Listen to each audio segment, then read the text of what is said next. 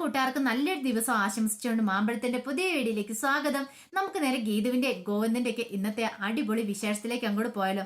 ഇന്നത്തെ വിശേഷത്തിൽ കാണിച്ചിരിക്കുന്നത് അങ്ങനെ കിഷോർ പാതിരാത്രിയായി കഴിഞ്ഞ സമയത്ത് വീട്ടിലേക്ക് കയറി ചെല്ലുവാണ്.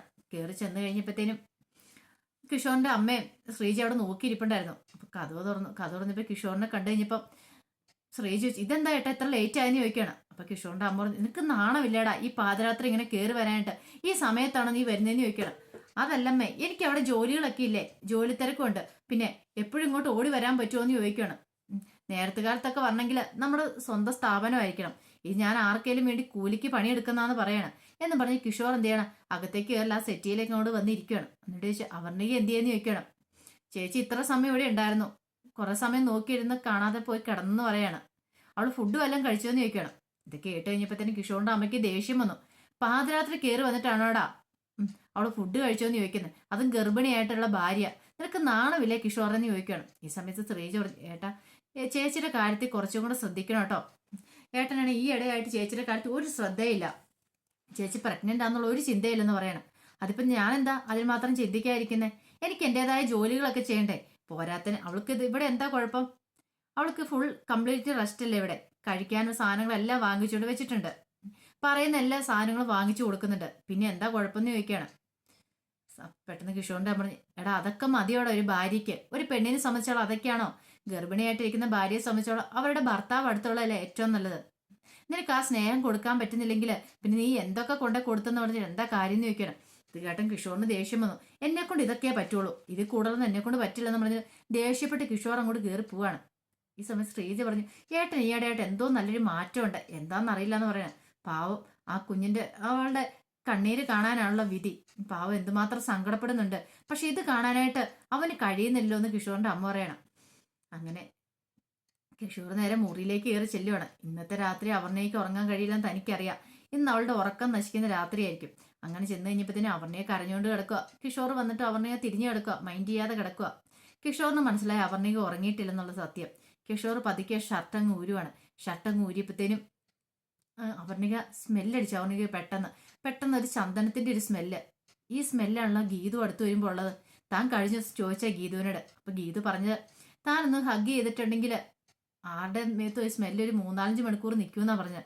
അപ്പൊ ഇതേ സ്മെല്ല് ഗോവിന്ദന്റെ മുറിയിലുണ്ടായിരുന്നു. ആ പേര് പറഞ്ഞ് കളിയാക്കുകയും ചെയ്ത അതേ സ്മെല്ല് തന്നെ കിഷോറിന്റെ മേത്തും. അപ്പൊ അതാണ് കാര്യങ്ങള്, തന്നെ പറ്റിച്ചുകൊണ്ടിരിക്കുക രണ്ടുപേരും കൂടെ കൂടിയിട്ട്. അപ്പം ഗീതുവിന്റെ അടുത്ത് പോയിട്ട് വരുന്ന വരവന് ഇന്ന് ഓഫീസിൽ വെച്ചിട്ട് ഹഗ് ചെയ്യുകയൊക്കെ ചെയ്തിട്ടുണ്ട്. അതുകൊണ്ടാണ് കിഷോറിന്റെ ദേഹത്ത് ഈ സ്മെല്ല് വന്നിരിക്കുന്നത്. സങ്കടം കൊണ്ട് പൊട്ടിക്കരയാണ് അവർണയ്ക്ക് സഹിക്കാൻ കഴിയുന്നുണ്ടായിരുന്നില്ല. കിഷോർ ആ ഷർട്ടൊക്കെ അവിടെ ഊരി വെച്ചിട്ട് നേരെ ബാത്റൂമിലേക്ക് പോവാണ് കുളിക്കാനായിട്ട്. കൊള്ളാം, ഇപ്പൊ തന്നെ അവളുടെ മനസ്സിൽ താൻ ഉദ്ദേശിച്ച പോലെ തന്നെ കുറച്ച് സംശയങ്ങളൊക്കെ ഉണ്ടായിട്ടുണ്ട്. കിഷോർ മനസ്സിൽ കരുതുവാണ്. ഈ സമയത്ത് രാധികാമ്മ വരണോട്, അത് വരണേ, കാര്യങ്ങളൊക്കെ നമ്മൾ സെറ്റ് ചെയ്യുന്നുണ്ട്, പക്ഷെ ഒരു കാര്യമുണ്ട്, ഒരു കാരണവശാലും നമ്മുടെ മേലെ ആർക്കും ഒരു ഡൗട്ടും തോന്നരുതെന്ന് പറയാണ്. അതെന്താമ്മ അങ്ങനെ പറഞ്ഞു? അല്ല, അവർണികയോട് നമ്മൾ കാര്യങ്ങളൊക്കെ പറഞ്ഞാലും അവർണിക എന്തേലും ചെന്ന് ഗീതുവിനോടോ ഗോവിന്ദനോടോ ആരോടും ചോദിക്കരുത്, അങ്ങനെ ചോദിച്ചിട്ട് നമ്മുടെ കള്ളത്തരങ്ങളൊക്കെ പുറത്തു വരുമെന്ന് പറയണം. അതൊന്നും ഓർത്ത് അമ്മ വിഷമിക്കേണ്ട ആവശ്യമില്ല, ആ ഒരു ടെൻഷനും വേണ്ട, അവൾ ആരോടും പോയി ചോദിക്കാൻ പോകുന്നില്ലെന്ന് പറയാം. ഈ കാര്യം അവൾക്ക് ആരുടെയും പറയാൻ പറ്റുമോ, അവൾ ആരോടും പോയി പറയില്ലെന്ന് പറയാം. അവസാനം നമ്മുടെ തലയ്ക്ക് വരല്ലെന്ന് പറയണം. അമ്മ അതൊന്നും ഓർത്ത് ഒരു ടെൻഷനും വേണമെന്ന് പറഞ്ഞ് രാധികാമനെ ആശ്വസിപ്പിക്കുകയാണ്. ഈ സമയത്ത് ഗീതു മുറി പെട്ടിരിക്കുകയാണ്. ഗോവിന്ദ് ഇങ്ങനെ ഇടയ്ക്കിടയ്ക്ക് അവരെ പിച്ചും പേയ്ക്ക് പറയുന്നുണ്ട്, എങ്ങനെയെങ്കിലും ആ ഫോൺ ഒന്ന് കൈക്കലാക്കിയേ പറ്റുള്ളൂ, എങ്കിലോ രഞ്ജുവിനെ കുറിച്ചുള്ള ബയോഡാറ്റ കിട്ടുള്ളൂ, രഞ്ജു ആരാന്നുള്ള സത്യം അറിയണമെങ്കിൽ ആ ബയോഡാറ്റ കിട്ടണം, എന്നിട്ട് വേണം അടുത്ത പ്ലാനുമായിട്ട് ഇറങ്ങാനായിട്ട്. എങ്ങനെ ഫോൺ കൈക്കലാക്കും? പോക്കറ്റിൽ കിടന്ന് ഫോൺ എടുത്താലോ എന്ന് ഓർത്തുണ്ട് പോയി പോക്കറ്റ് കൈ ഇടുന്ന സമയത്ത് പെട്ടെന്ന് ഗോവിന്ദ കയ്യിലേക്ക് കയറി പിടിക്കുകയാണ്. അതിന്റെ ഓരോ പിച്ചും പേയും പറയുകയാണ്. പെട്ടെന്ന് ഗീതു പറഞ്ഞു, അതെ ഫോൺ ബെല്ലടിച്ചായിരുന്നു, അതുകൂടെ ഞാനൊന്ന് നോക്കിയതാന്ന് പറയണം. ഈ സമയത്ത് ഗോവിന്ദ് അന്ന് ശ്രദ്ധിക്കുന്നുണ്ടായിരുന്നില്ല. ഗോവിന്ദ് പറയുന്നത് ഇയാഗോയുടെ കാര്യമായിരുന്നു. ഇയാഗോയുടെ കാര്യം എപ്പോഴും പറഞ്ഞുകൊണ്ടിരുന്ന ഒരാൾ കിഷോർ മാത്രമായിരുന്നു. ഗോവിന്ദന്റെ മനസ്സിൽ ആ മദ്യലഹരിയിലും കിഷോറിനെ കുറിച്ചുള്ള ചിന്തകളായിരുന്നു. കിഷോർ ബാറി വെച്ച് പറഞ്ഞ കാര്യങ്ങള്, അവൾ ഇപ്പോഴും എന്നെ സ്നേഹിച്ചുകൊണ്ടിരിക്കുക, അവളെ പറഞ്ഞ് മനസ്സിലാക്കാൻ നോക്കിയിട്ട് അവൾ എന്റെ പിന്നാലെ തന്നെയാ, എന്ത് ചെയ്യാൻ പറ്റും, നിങ്ങൾ ഇതുമായിട്ടും ഭാര്യ ഭർത്താക്കന്മാരായിട്ട് ജീവിച്ചിട്ടില്ല അല്ലേ എന്നൊക്കെ. പെട്ടെന്ന് ഗോവിന്ദ് ഓരോന്ന് പറയാം, അയ്യാഗോ അവനെ ഞാൻ കൊല്ലൂന്ന് പറയാം. ഇതെന്ത് പറ്റി, ഇങ്ങനെ ഇത് എന്തൊക്കെയാ പറഞ്ഞുകൊണ്ടിരിക്കുന്നത്, എന്നെ അടർത്തി മാറ്റാൻ നോക്കുന്നത്, എന്റെ സംശയത്തിന്റെ വിത്തുകളൊക്കെ പാകിയിട്ട് അവളെ അടർത്തി മാറ്റാൻ നോക്കുന്നത്. ഒരു കാരണവശാലും അവളെ ഞാൻ വിട്ടുകൊടുക്കില്ല. അവനെ ഞാൻ കൊല്ലും, ആ ഇയാഗോനെ കൊല്ലും എന്ന് പറയാണ്. ഇയാൾക്ക് എന്തോ കാര്യമായിട്ട് സംഭവിച്ചിട്ടുണ്ട്, എന്താ പോലും. എന്താണെങ്കിലും കുഴപ്പമില്ല. പെട്ടെന്ന് ഗോതങ്ങ് ചാടി എഴുന്നേക്കുവാണ്. എന്ത് പറ്റി കണ്ടിട്ട്, എന്താ എഴുന്നേറ്റേന്ന് ചോദിക്കണം. ഇയാഗോ അവൻ എനിക്ക് കൊല്ലണമെന്ന് പറയാ. ഇത് കേട്ട് കഴിഞ്ഞപ്പം ഗീത പറഞ്ഞു, ഇതൊക്കെ ഇപ്പൊ റെക്കോർഡ് ചെയ്ത് വെക്കണം, നാളെ AG ഗ്രൂപ്പ് ചെയർമാന്റെ ലീലാവിലാസങ്ങളൊക്കെ നാട്ടുകാർ മുഴുവൻ കാണുമെന്ന് പറഞ്ഞിട്ട് ഗീതു എന്ത് ചെയ്യാണ്, ഗീതുവിന്റെ ഫോണും കിടക്കുവാണ്. എന്നിട്ട് ഗോവിന്ദ് പറയുന്ന എല്ലാ കാര്യങ്ങളും വീഡിയോ ആയിട്ട് പിടിക്കുവാണ്. ഗോവിന്ദ് ഇങ്ങനെ ഓരോ കാര്യങ്ങൾ ഇങ്ങനെ ഓരോ പിച്ചും പേയും പറഞ്ഞുകൊണ്ടൊക്കെ ഇരിക്കുവാണ്. അങ്ങനെ ഷേക്സ്പിയറിന്റെ കഥകൾ, ഒതല്ലോയുടെ കാര്യം, അങ്ങനെ വരെ 100 കഥകളൊക്കെ. ഷേക്സ്പിയർ ആയിരുന്നു മൊത്തം മദ്യലഹരി. ഗോവിന്ദ് ആ കഥകളെ കുറിച്ചായിരുന്നു പറഞ്ഞുകൊണ്ടിരിക്കുന്നത്. ഗീതുവിന് മനസ്സിലായി, ഇതിങ്ങാർക്ക് മദ്യം കുടിച്ച് എന്തോ തലയ്ക്ക് പിടിച്ച ഷേക്സ്പിയറിന്റെ പ്രേതമാണെന്ന് തോന്നേ, എന്തോ കാര്യമായിട്ട് സംഭവിച്ചിട്ടുണ്ട്. അവസാനം ഒരു വിധത്തില് ഗീതു പിടിച്ചൊന്ന് കിടത്തുവാണ് ഗോവിന്ദനെ അവിടെ. സമാധാനമായി. പക്ഷെ എന്നാലും ഫോൺ എടുക്കണം. എന്താ ആ സമയത്താണ് ഗോവിന്ദനെ ഫോൺ ബെല്ലടിച്ചത്. ഗീതു പെട്ടെന്ന് ആ ഫോൺ എടുക്കുവാണ്. ആ ഫോൺ നോക്കിയപ്പോൾ ലോക്ക്, അത് മാറ്റാൻ പറ്റുന്നില്ല. ഇനിയിപ്പോൾ എന്ത് ചെയ്യും? ഇനിയിപ്പോൾ ആരുടെയും പേരാണോ? അങ്ങനെ ഗീത തൻ്റെ പേരായിരിക്കില്ല, രാധികാമ്മയുടെ പേരാണോ? അതും അടിച്ചു ചോദിക്കാം. അതുമല്ല, പ്രിയയുടെ പേരാണോ? അങ്ങനെ ഒന്നും നോക്കിയിട്ട് ലോക്ക് മാറ്റാൻ പറ്റുന്നില്ല. അവസാനം ഒരു ബുദ്ധി തോന്നി, നേരെ ഫേസിന് മുന്നിൽ കൊണ്ടുപോയി വേണം. ഫേസിന് മുന്നിൽ കൊണ്ടുപോയി മാറ്റിക്കുമ്പോൾ ലോക്ക് അങ്ങോട്ട് പറയും, ആഹാ കൊച്ചു കള്ളൻ, അപ്പൊ ഫേസ് ലോക്ക് ഇട്ട് വെച്ചേക്കുമായിരുന്നല്ലേ. പിന്നീട് ഗീതു അതിൻ്റെ അകത്ത് ഡേറ്റാസ് ഒക്കെ എടുക്കുവാണ്. അതിനുശേഷം കാണിക്കുന്ന പിറ്റേ ദിവസം നേരം വെളുത്തു കഴിഞ്ഞപ്പോഴത്തേനും ഗോവിന്ദ് ഇങ്ങനെ എഴുന്നേറ്റിരിക്കുവാണ്. ആ സമയത്ത് രഞ്ജു അങ്ങോട്ട് വരുന്നേ. രഞ്ജു വന്നിട്ട് ഒരു ഗ്ലാസ് ചായ കൊടുക്കുവാണ്. ഇന്നലെ എന്തായിരുന്നു ഇവിടെ പ്രകടനം എന്ന് ചോദിക്കുവാണ്. അത് പിന്നെ ഞാൻ എന്തൊരു ഓവറായിരുന്നു, ഞാൻ ഇവിടം വരെ കൊണ്ടുവരാൻ പെട്ട പാട് എനിക്കറിയാം. ഇത്രമാത്രം ഫിറ്റ് ആകാൻ വേണ്ടി എന്താ ഗോവിന്ദേട്ടാ സംഭവിച്ചെന്ന് ചോദിക്കുകയാണ്. ഒന്നുമില്ല, എന്തോ കാര്യമായിട്ട് സംഭവിച്ചിട്ടുണ്ട്, അല്ലെങ്കിൽ ഇന്നലെ അങ്ങനെ ഫിറ്റായിട്ട് വരത്തില്ലോ എന്ന് പറയണേ.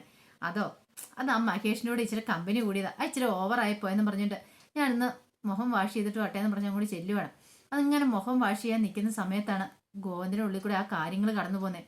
കാരണം ഇന്നലെ ബാറി വെച്ച് കിഷോർ പറഞ്ഞ ഓരോ കാര്യങ്ങളും അതൊക്കെ ഓർക്കത്ത് കഴിയുമ്പോഴത്തേനും ഗോവിന്ദിന് സമനില തെറ്റിയപോലെ തോന്നി. അവൻ ആ കിഷോർ, അവൻ എന്തൊക്കെ വൃത്തികേടാ തന്നോട് പറഞ്ഞുണ്ടാക്കിയത്.